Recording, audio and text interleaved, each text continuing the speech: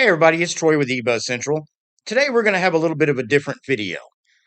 Been having a little back and forth with a viewer of my channel. It started when I did my Farron OS video last week, basically stating that I thought Farron OS was a true Windows 11 killer. Then the viewer basically stated it's nowhere near it, not even Manjaro is close to what Windows 11 is. He basically stated it looks nothing like Windows. It can't do half the things that Windows does. So I decided to make a video. And to give Windows a fighting chance, I didn't pick Manjaro KDE. I picked Manjaro GNOME. I'm not a big fan of GNOME, but I just want to point out to that viewer and to everybody else that Manjaro GNOME is leaps and bounds ahead of Windows 11.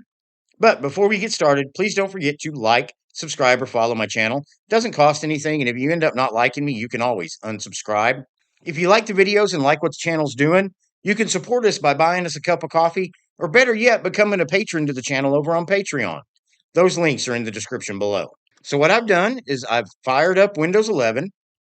I have Manjaro GNOME 21.1.5 loaded up in a VirtualBox, so we can kind of take a look back and forth at different things that Windows has and Manjaro has and kind of compare them and make a point here. First thing I want to point out is the welcome screen. Welcome to Manjaro. I honestly and truly believe that if you have an operating system, there should be an easy way for you to get information quickly and expeditiously without having to go to Google or Bing. I love the fact that you get a welcome screen, generally on most Linux distributions. You get a README, you get release info, you get a wiki, and hands down, I'm giving this one to Linux right off the bat for the simple fact of the forums. You can pretty much go to any forum and get your questions answered. Now, if you try to do that on Windows, you have to go over to Microsoft forums, and good luck. How many of you, when you were on Windows or have been on Windows, have went to try to get a question answered and it ended up being, well, you're probably going to have to back up your info and reinstall. That's pretty much the main answer you get from any Microsoft forum. So I'm going to give forums to Linux hands down. I'm going to go ahead and do something real quick because this is another one I'm going to give to Linux before we even get too far into this. Add and remove software. Now it opens up. And of course, if you're going to add and remove, you're going to want to go over here. And of course, go to third party, turn on your Arch user repository, check for updates, and then come back to general and refresh your mirrors. But you can come over here, go categories, photo and video, music, audio, pretty much anything you need to install on a Linux distribution, you can find here. Like if I put in Kdenlive, just hit enter, it's going to give me, these are from the Arch user repository because I haven't refreshed the repositories because we're in VirtualBox. But still, I can go to this one place, download all the software I need, and not have to worry about going to the web, finding the software I need, downloading it, then installing it. Everything is self-contained right here. Okay? Yes, I know Microsoft. Let's go over here. They've got a store, and you open up the store. But let's do a little test here. Let's go up here. Kdenlive. No results for Kdenlive. So you can go to their store, but you're not going to get Kdenlive. You're going to have to go online, do a search, find it, download it, then install it. So much simpler on Linux. You just go over, add, remove software, put in Kdenlive, hit enter. There it is, and you can install it. And once this refreshes it, you could actually install it from the official repositories. So that is definitely one for Linux. So that's now what? With forums and software, that's two checkboxes in Linux. Now, one of the other things he stated was Linux looks nothing like Windows. Okay? Who in their right mind wants their operating system to look like Windows? Just a dumb question. If you're watching this video right now, please leave a comment below. Okay? I know there's people out there that have to use Windows and they like Windows, blah, blah, blah, this and that and the other. But at the end of the day, who really wants their operating system to look like Windows?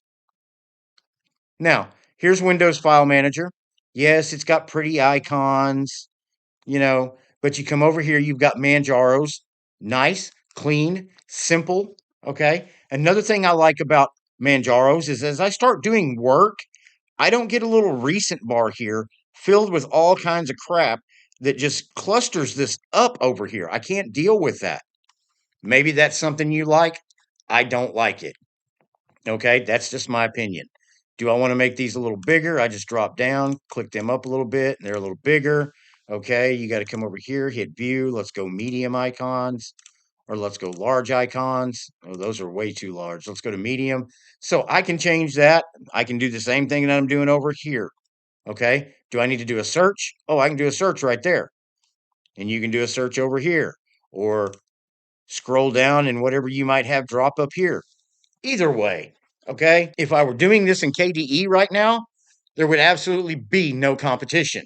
I'm doing it in GNOME, and I believe this still looks better than this. So that's another one I'm going to give to Linux. So I'm going to close out of the file manager. Go ahead and open that back up and close out of that. Let's go ahead and close that. Now let's right click, change background, and the backgrounds are populating. And look at all those backgrounds you get. You get a lot of good looking backgrounds. Okay. And we go to Windows, right click, settings, personalize, background.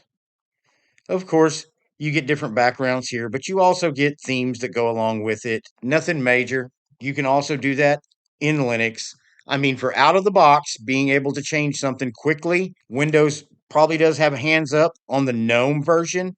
KDE, it can't touch, but I'm going to call this one a push for personalization, just for background photos and themes. When it comes to overall personalization, I got to give it to Linux. So this is just a push for me. And let's go ahead while we're here and talk about their settings app, because I don't like their settings app. You got everything over here and then it kicks over here. And if you minimize it, it completely takes away everything on the left. You've got to arrow back just so you can get to this. And then you don't have your subsections over here anymore. Let's do something real quick. Let's go to settings. Just bring up base settings. Okay, network, background, Bluetooth. So you can click on Bluetooth and you can still see it. And you can still see everything over here. Notifications, search, applications. It pops this little sub menu. If you want to go back, you just hit back. But it always stays visible. Not on Windows. When you click it, everything on the left disappears and you're stuck in just the system box. Now, if you try to arrow back, nothing. You're stuck in system. You have to actually maximize the window, pick a different, and then if you minimize it again, your menu on the left disappears. I have to give the settings app to Linux. Just my personal opinion. If you think different, let me know in the comments below. Let me go ahead and close out of that. Let me go ahead and close out of that. Let's go ahead and look at System Monitor. And over here, we're going to have... This one's going to be easy. Resource-wise, I can't really give a comparison because I'm in VirtualBox on one. And of course, that VirtualBox is tasking Windows at the present. So it's using 70% of the memory because I do have VirtualBox open. And I'm recording with OBS. But if you go over here, processes, you can kind of go down through here. And all of these are Linux processes and VirtualBox processes, Pulse Audio, Python. Now you come over to Windows. You've got AMD processes, Asus processes. Microsoft Edge isn't even open, and it has 5 processes going on in the background. Browser, CrashPad, GPU process, my NVIDIA container, Microsoft OneDrive.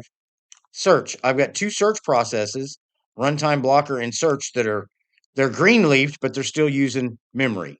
System Guard, User Mode, VirtualBox, Windows Defender, and then, of course, my favorite, the Windows widgets that are just running and using RAM in the background for no apparent reason. I don't have anything open to use them, but they still run. Console, window host. Look at all these processes that are running in the background, not to mention the telemetry, the information that's being passed back and forth.